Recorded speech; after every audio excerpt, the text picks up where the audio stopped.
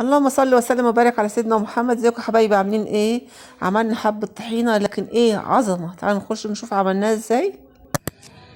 مقادير: عندي كوباية زيت، كوباية فول سوداني، كوباية دقيق، كوباية سمسم. الاربع مكونات دول هنعمل منهم احلى طحينة ان شاء الله. تعالوا نجيب بقى طاسة ونشيل بس الرطوبة اللي في السمسم والدقيق والسوداني.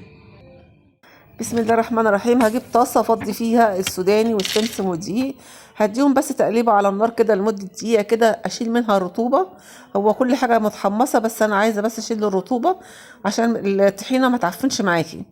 تمام، هفضيها في الكبه او في المطحنه، اي حاجه عندك. نعميهم كده يبقوا عاملين، يتضربوا مع بعض يبقوا عاملين زي الدقيق. هديهم ضربه كده في الكبه، لو عندك مطحنه يبقى افضل. انا هنعمهم كده يبقوا عاملين زي الدقيق. هوريك السمك بتاعه دلوقتي. والزيت هنفضي شويه شويه. بص السمك عامل ازاي. هفضي شويه من الزيت شويه شويه. لو انت هتضربي في الخلاط من الفتحه اللي بتبقى في الخلاط من فوق، فضي منها الزيت شويه شويه. بس انا عشان شغاله في الكبه فبفضي نص الكوبايه في نص الكوبايه. وهديهم ضربه حلوه كده محترمه. هنعمل الخليط كله مع بعض وخلاص كده الطحينه خلصت. مفيش اسهل ولا احلى من كده. اوفر من بره وانضف من بره مليون مره. تمام. شايفين السمك بتاعه ازاي عامل ازاي.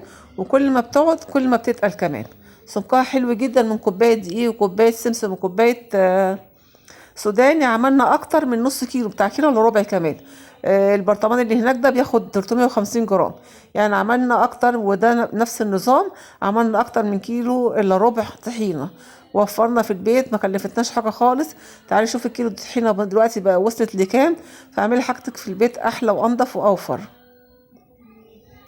تحفة جدا وريحتها جميلة جدا جدا. عملنا الطحينة بدون أي تعقدات، يعني حاجة كده فاخر من الآخر. لو عجبكم الفيديو يا ريت تدعمونا بلايك شير سبسكرايب للقناة. أشوفكم في فيديو جديد إن شاء الله. مع السلامة.